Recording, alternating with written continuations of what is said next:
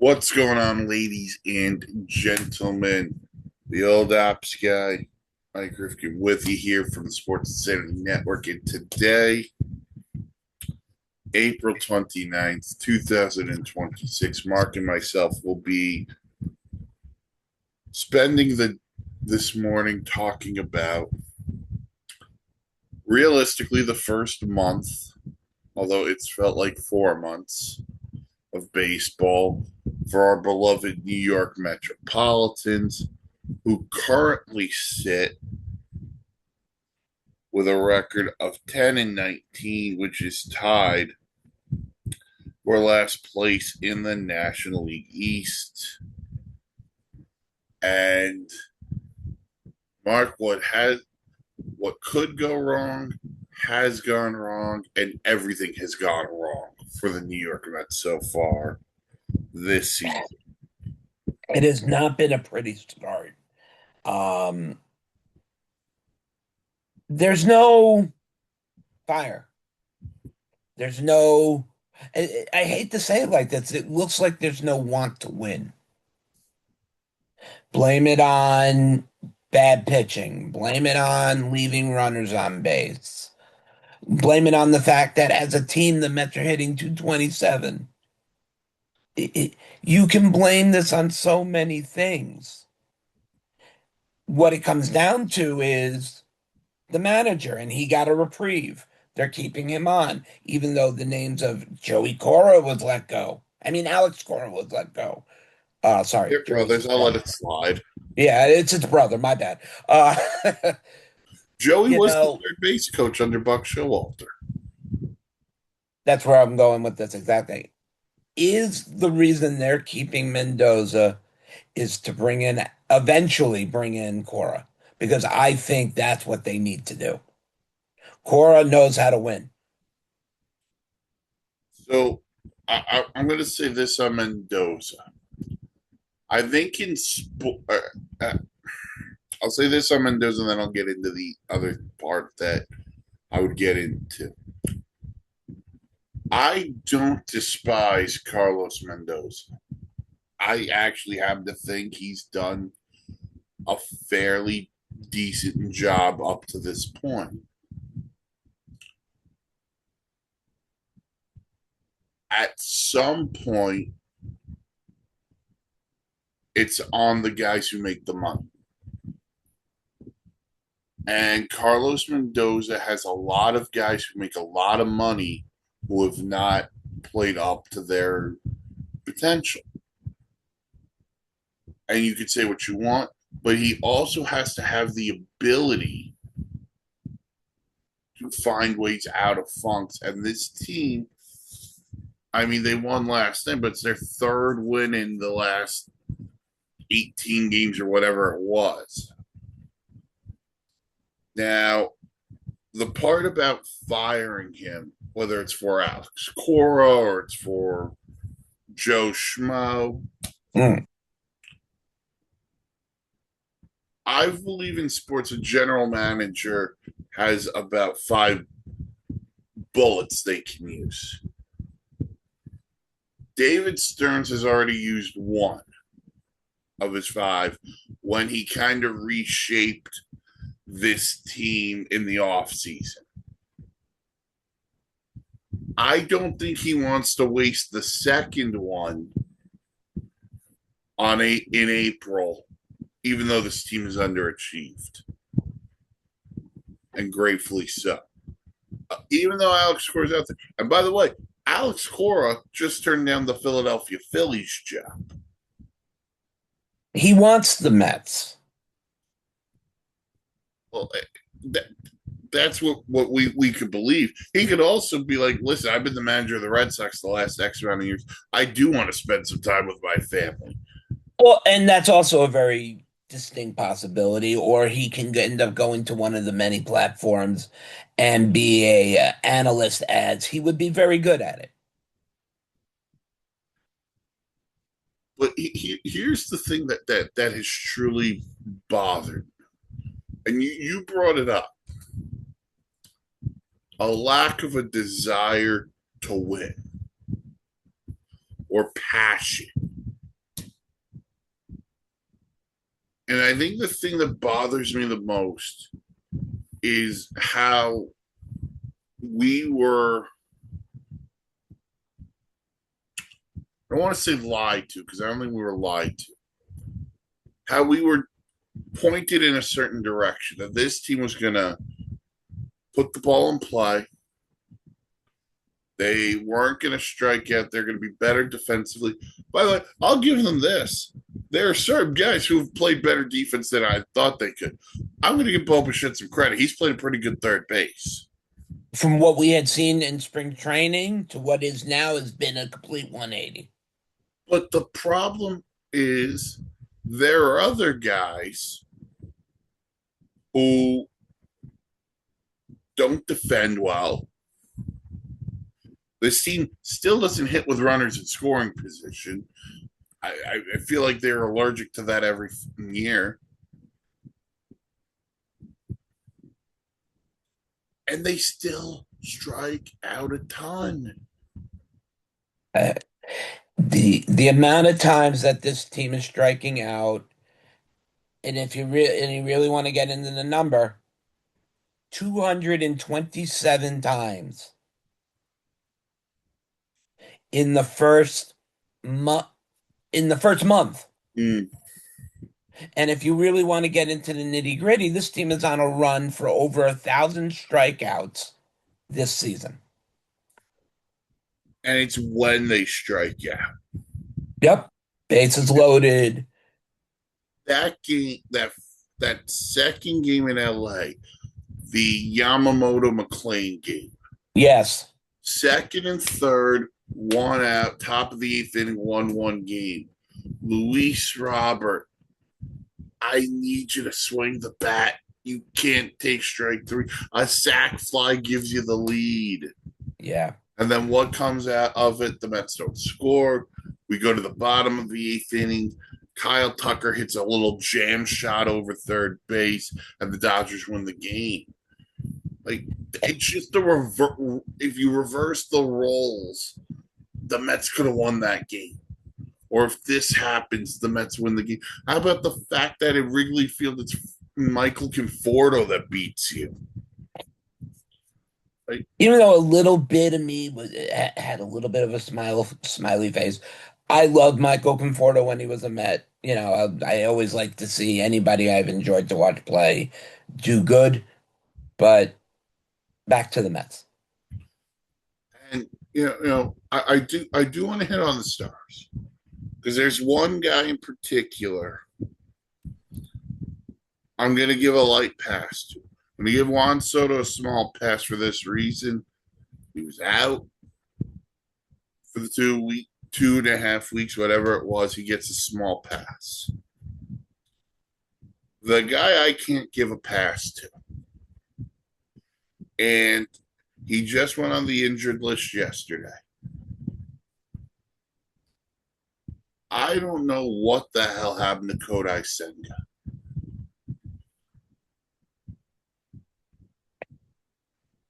From the promising that he had when he came over, and even when he came over, he was amazing.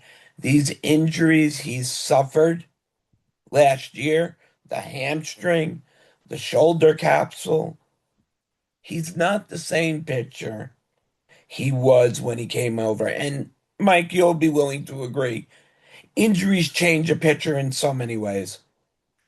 The injuries have changed, well, change a pitcher, but it was even like he was so good before the hamstring last year, and then his first two starts this year were actually really good. And now all of a sudden, It's gone down, and he's another guy, and I don't like assuming things, and I don't like going in this direction. It's not the velocity because the velocity's still there.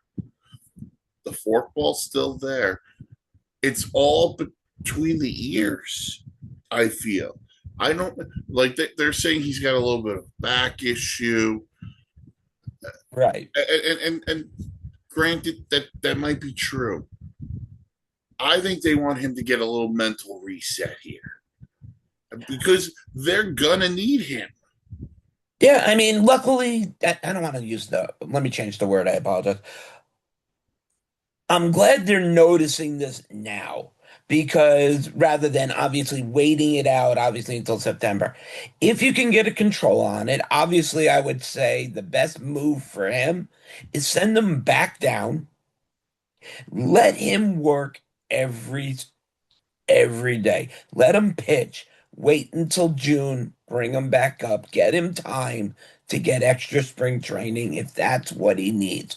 Who goes back in his spot? You have Sean Manaea there. So you don't have to rush Well, around and they go. did bring up Christian Scott, so he probably gets So another. he'll probably go into the bullpen when my guess would be Manaea will be the starter and Christian Scott goes to the bullpen. But it could go either way. It doesn't matter. The Mets are lucky enough to be in a position where they have an extra starter in the bullpen to help out. But if you're down 7 runs, not even Randy Johnson's going to save you. Right, you need to. You're not burning your higher leveraged arms, and that just becomes a theme with this team because every year feels like they go through so many pitchers, and it's Yep. unreal. But Kodai Singh is not the only one. Look, there's two stars I'm going to put to the side for a second, and then I'll get into them. But I need more out of David Peterson. He hasn't Yeah. been the same guy since the 2024 playoffs. Like, he was good in the first half last year, Yeah. and then he hit a wall after the All Star break. Kind of reminds you of what happened with Taylor McGill. I mean, he's nowhere to be found. Um, but Peterson hasn't been good. Obviously, we just talked about Senga. Mania couldn't hit 90 miles per hour in spring training. That's why he's in the bullpen. The only two reliable starters this team has, and I can't believe I'm uttering these words. Nolan McLean, who's a rookie, and Clay Holmes, who's an ERA under 2 right now. Yep. Like, that's not who should be the top two in this rotation. No. Although Nolan Uh, McLean is outstanding. and are you seeing the same thing I'm seeing with Nolan McLean? He's big. He's now Jacob deGrom. Oh yeah, Pitches he's pitches a Degrom. great game and then leave it up to the seventh inning guy or the eighth inning guy, whichever it was. Three straight hits, and that was the end of all that hard, beautiful work. I understand we don't let pitchers go 9 innings. At that point, hold on. McLean was up to almost 89 pitches. He had a 1 run lead, and they're not going to go blow this guy's arm out. So I think the decision to pull him when they did was correct. But know who you're putting out there against who's batting. And the problem is, to your point, we don't let starters go deep into games. The other problem is you need a bullpen you can trust. And there are very few guys in the Met bullpen right now I can trust. I think the list goes as long as this: Brooks Raley, Tobias Myers. I don't trust Devin Williams. And I we have no choice but to. right. I listen. Luke Weaver gave that great post game speech to Steve Gelbs. He's not a guy I'd want to meet in the dark alley, but you know what? I'll give him. Yeah. He's still got something. But they're going to get AJ Minter back. The fact that I trusted Craig Kimbrell to get the last 3 outs last night is just insane. Timbrels, look, I love the idea when it happened in spring. Gives a guy with experience, gives a guy who might have something left. Let's really face it. The Kimbrel experiment is over. I think once AJ Minter is back, Kimbrel will be the opposing move to be sent down or given his outright release. And look, it's not. By the way, he sure got the side last night. But that being said, like, how much did you expect 41-year-old Craig Kimbrell to give you? How much? Yeah, I understood the idea. They could even have a deal with him that he stays down in the minors at times and then comes back up when they need him. And then if they make the playoffs, yeah, it'd be good to have somebody who's pitched in big time moments on the roster. But this is not somebody who's meant to be there all year. And that just goes into the other thing. We when we did predictions and we all thought, you know what, this team is a playoff team. We all believe that, you know what, and by the way, it's April 29th, the season's not over. But when you lose 12 in a row, or Gary Cohen saying on the broadcast, being like, the Mets have gone 4 innings or 18 straight hitters haven't reached base. It's it's not just disappointing. It's not just frustrating. It's it didn't have to be this way. No, the Mets went from a team that were a power hitting team that was producing runs and was, yes, defense was a problem. We knew that. There is not a thumper. I mean, yes, Juan Soto's back, but he missed a couple weeks. There's not a thumper on this team. There's not a guy who, besides Soto, that anybody's afraid of. Okay. The leading home run guy right now is Francisco Alvarez, and that doesn't surprise me because the other guys here are not big time home runs. They were going for contact hitting, doubles, triples, trying to use small ball. Home runs will come. I mean, last night they hit a few. I mean, all very well and good. Who did they hit them against? The Washington Nationals. Well, maybe that will help them get a kickstart. The Mets are not offensively doing the job at all. Which goes into this. What David Stearns did this offseason, which was trade Brandon Nimmo, trade Jeff McNeil, and let Pete Alonso walk. Now, I'm going to sit here and tell you I am still okay with trading Jeff McNeil. Yep. I am still okay with trading Brandon Nimmo. Yeah. I am not okay over letting Pete Alonso walk. And it's not just because homegrown talent we have an infatuation with. It's to your point, this team needs a thumper. But most importantly, it's been about a year and a half now. Mark Vientos is blown.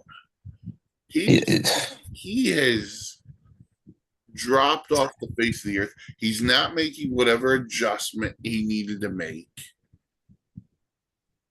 No, I mean, yeah, he has 2 home runs, 7 RBIs, and he's batting 236.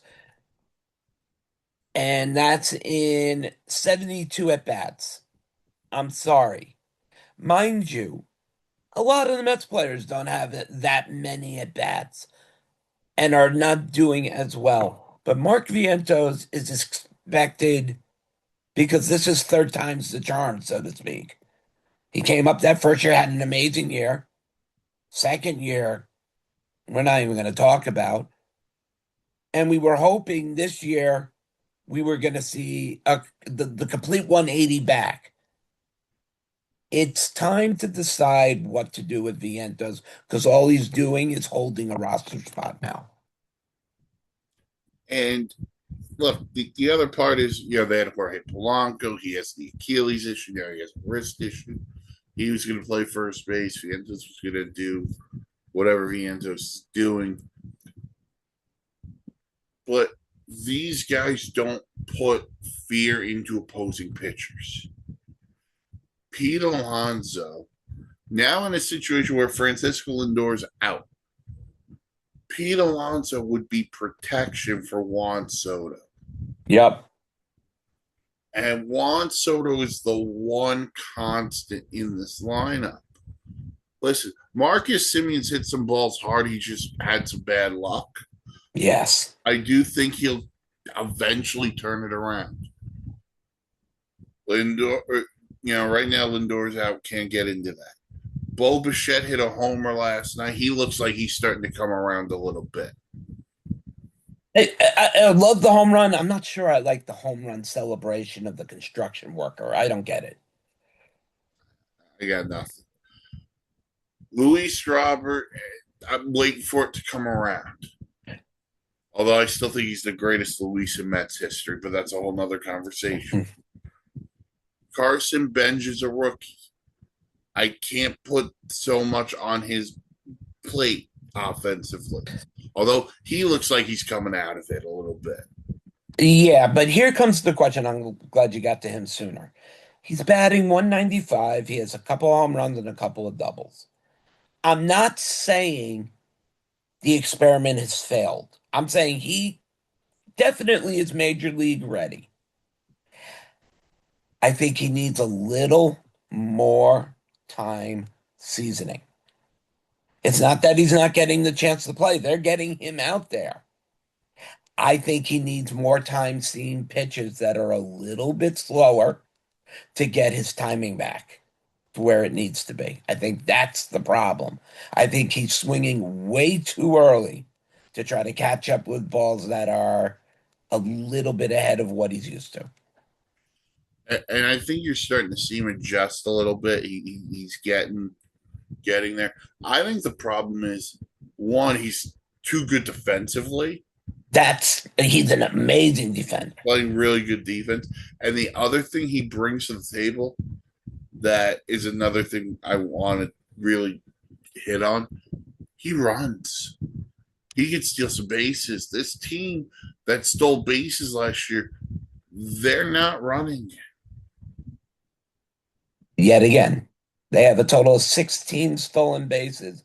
Carson Bench has six of them. Right. And last year, it was everyone running. Yep. Now, mind you, yes, we do have a little bit of an older crew, with Simeon, who, mind you, has three, but the one guy who needs to start stealing bases to light a fire under the rest of them is your leader right now, is Soto. Soto has to carry the Mets attitude wise. I don't think he necessarily has to carry them offensively wise. Yeah, he had a nice 2-run home run, but the attitude. Hey, I'm out here. We're losing by 9 runs. I'm going to steal two bases. Let's light a fire. That's what he needs to do. And I think you just said it. Light a fire. Who's the guy who's going to light that fire? Who's the guy to come out and say, you know what? This is unacceptable. We need to do better. You say it could be Soto, and that'd be awesome if it's Soto. I've heard nothing but good things about Marcus Simeon. I want him to light the fire, or Bo Bichette to light the fire. At the moment, this is Juan Soto's team, Mm-hmm. with Lindor being out. And Lindor's not going to be out like everyone's suggesting 3 weeks. He's not coming back for until at It's least going to the be a end little of bit, June. yeah. And not until the end of June. This team needs to figure out who's the guy. And to your other point earlier, if you beat up on the Nationals here, maybe that gives you some confidence. But I also thought the same thing last weekend when they're playing the Colorado Rockies. But you get swept at home by the freaking Colorado Rockies. Absolute embarrassment. The Mets will get a chance next week as they travel to Colorado. So hopefully they'll make up for it in that thin air.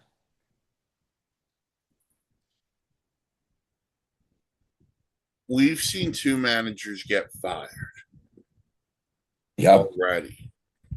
Alex Cora, and we can point the finger at the Red Sox front office for not doing enough for that one.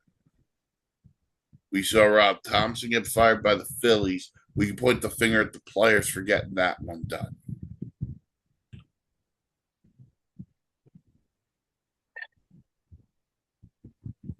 The Mets are sticking by Carlos Mendoza at the moment. Vote of confidence.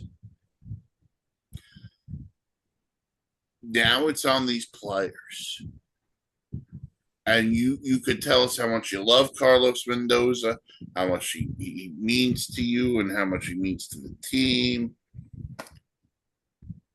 Go out there, get your head out of your ass, and let's win some ball games. Carlos Mendoza, I mean, I lost a lot of confidence, especially in him, and especially what happened in the second half of the season last year. I give credit to Stearns and Cohen with sticking with him and not just, oh, let's fire another one. He's on very thin ice right now. If the Mets do not come back from this road trip better than 500, I mean, we're facing Colorado, the Angels, and one other, and I can't think who it is at the moment. I'll look it up. Um, Give me a second. yeah, and these are winnable games. They're not games that are tough.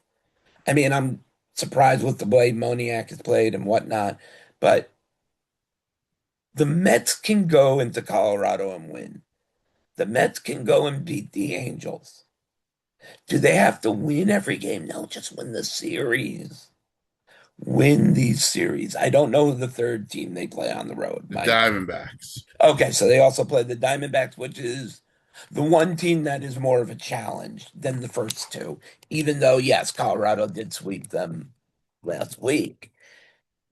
If they can go on the road and win 7 out of 10, then we're talking about this is the Mets who we expected.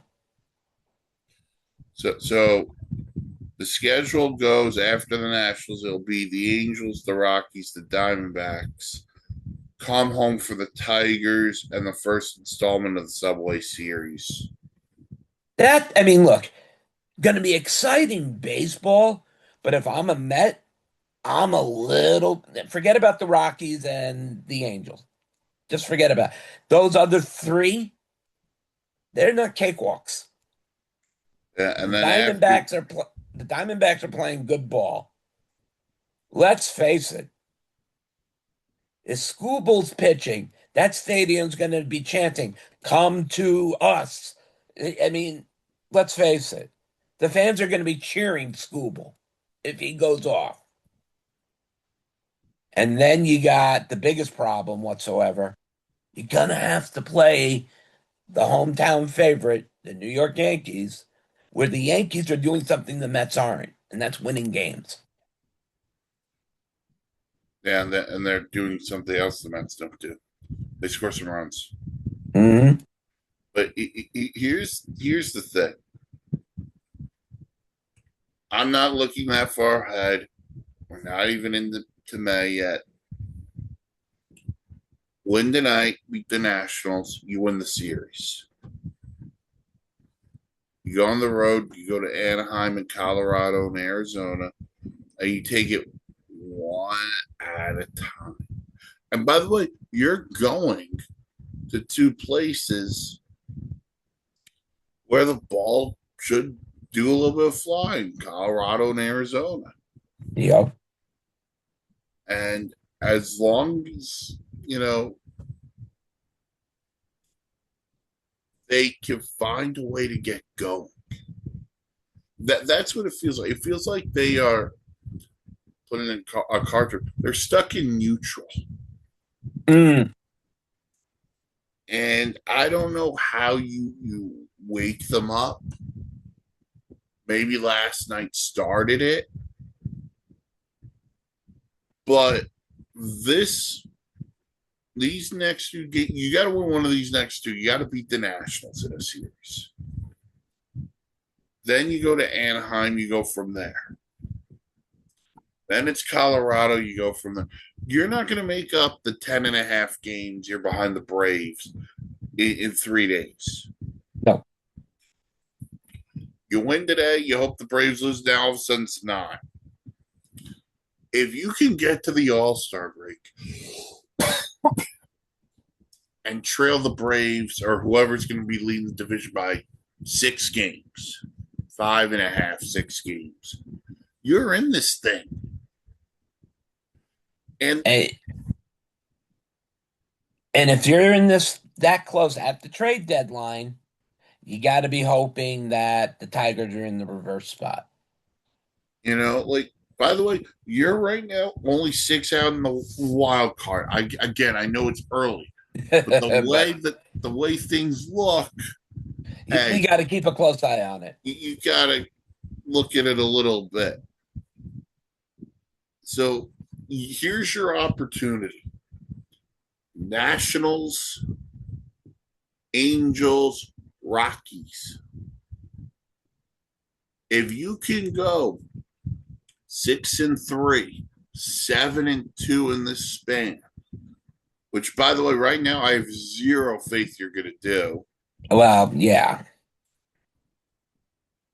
But then you're showing signs of life. And by the way, the most important person you have to show a sign of life to isn't David Stearns. It's not Carlos Mendoza.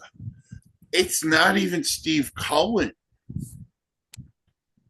It's us. Yeah. Because you don't show signs of life and you're 30 games out or whatever, guess what Citi Field's going to look like in the summertime? Ghost town. It's going to look like the beach after I take off my shirt and hop into the water. Ghost town. An image I got stuck in my head. Yeah. But that's the key. If you show us you care,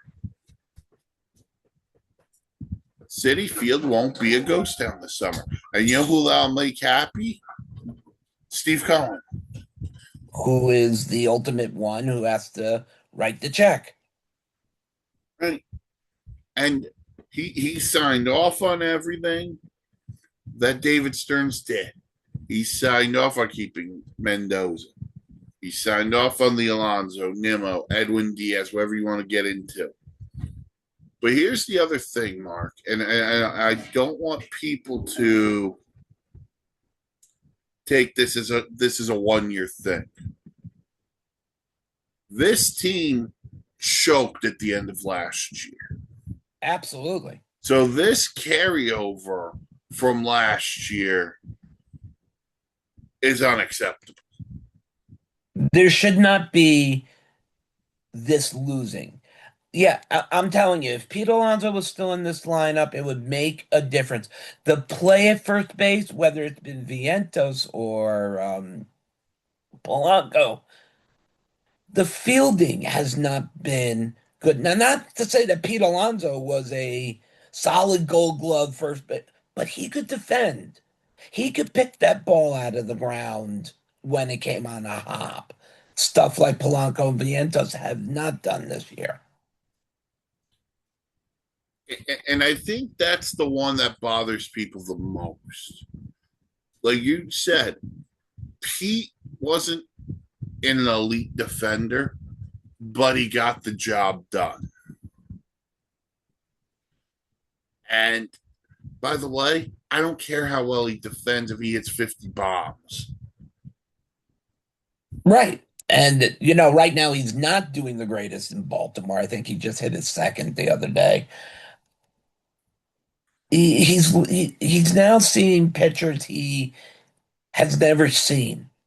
So they can throw to him any way they want. When he was in the National League for the last 5, 6 years, you get to know all those pitchers and what they throw and when they're going to throw it. He's starting off having to learn all new pitchers. So I don't expect a lot from Pete this year. I think next year will be more of Pete's year if he's going to have any success.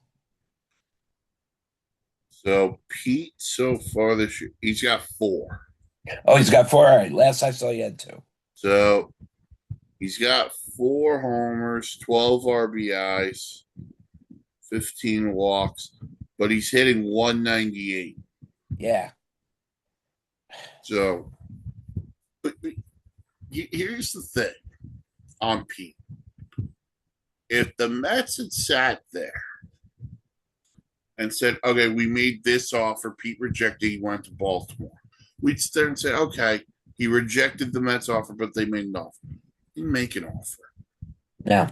You didn't make an offer to a guy who was a homegrown fan favorite. Jeff McNeil, whatever, you traded him, fine. Nemo, I'm fine with the trade. Yeah, because it got a great second baseman. You got Marcus Simeon involved. Edwin Diaz spurned you for $3 million more with the And now Dodgers. he's out the season. And by the way, look at what karma's gotten Edwin Diaz so far. This team,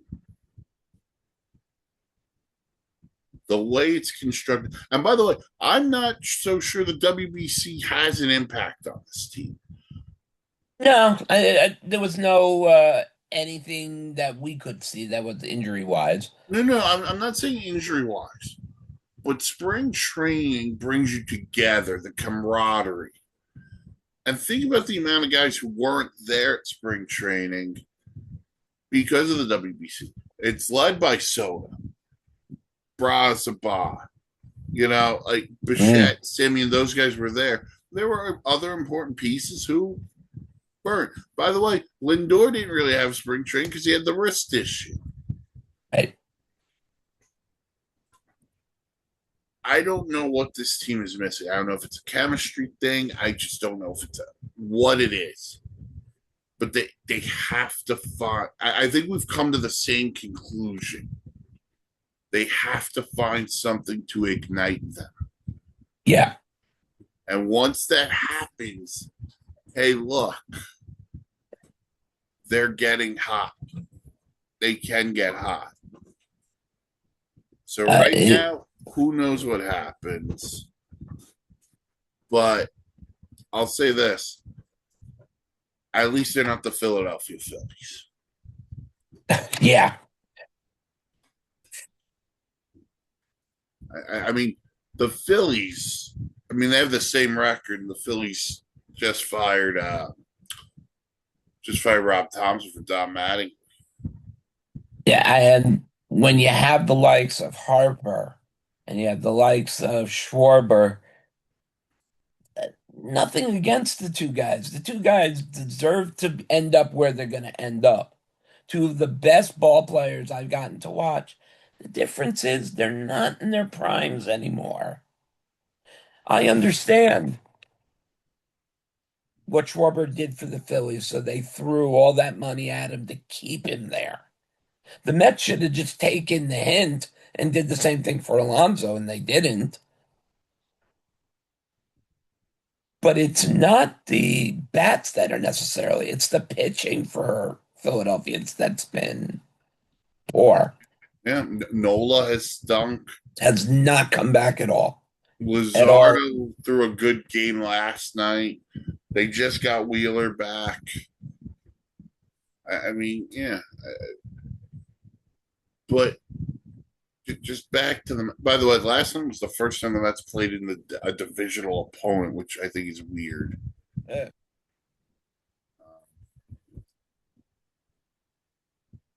but you just listen. We know there are going to be times in baseball not going to go your way. You're not going to play 162 perfect games.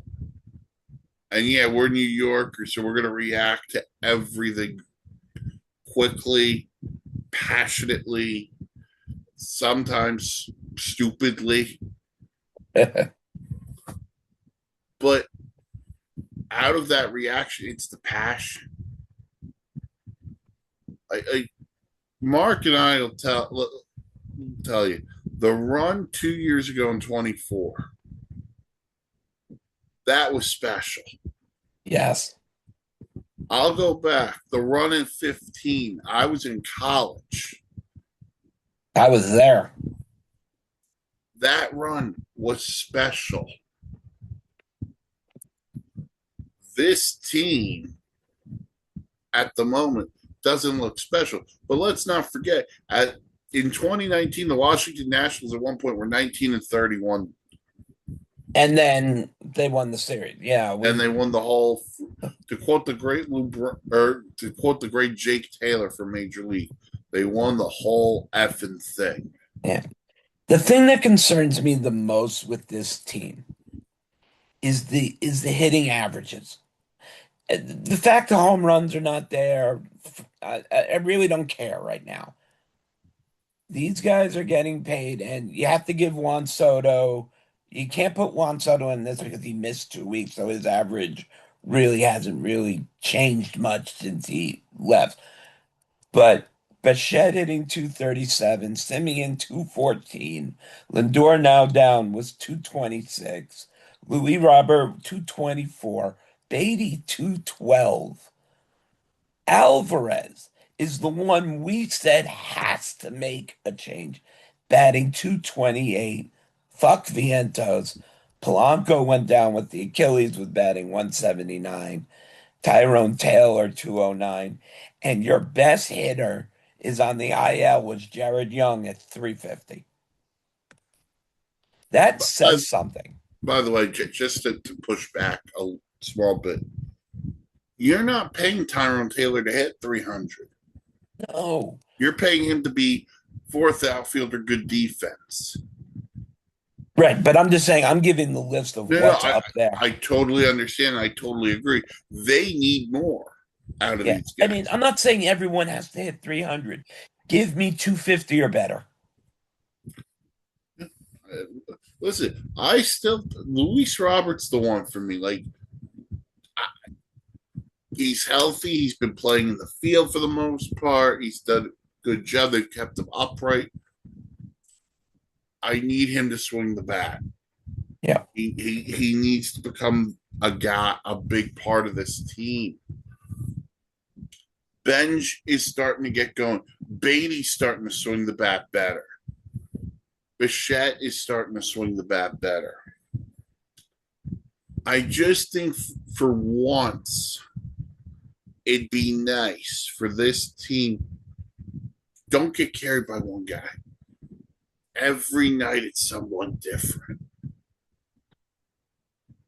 And I think for guys like Bichette and Simeon, they're learning the National League just like Pete's learning the American League. They haven't been here in the National League. So that their adjustment period might be taking a little longer. Carson Bench is a rookie. His adjustment period might be taking longer. The guy I'm the most disappointed in is Mark Vientos Yeah. because it just feels like he didn't learn anything from last year. And he's come out as the same free swinging. And when I say free swinging, he's swinging at pitches that are way outside. He's guessing. Hmm. And in 24, when he had that breakout year, wasn't just guessing. He was smart with his approach. I don't know what has changed, but he's got to figure it out. Yep. All right. Is there anything else you wanted to? No, no. The one thing, last thing is that with the injury to Lindor. The Mets did bring up Ronnie Mauricio. Um, I think this is going to give the Mets their real look at Mauricio to be able to give them the decision on what to do with him come the time when Lindor comes back. If Mauricio is breaking out and is hitting home runs and constantly getting on base, then you have to consider keeping him up, maybe using him as your DH every now and then, because he's not going to play shortstop as long as Lindor's there. We know that. Right.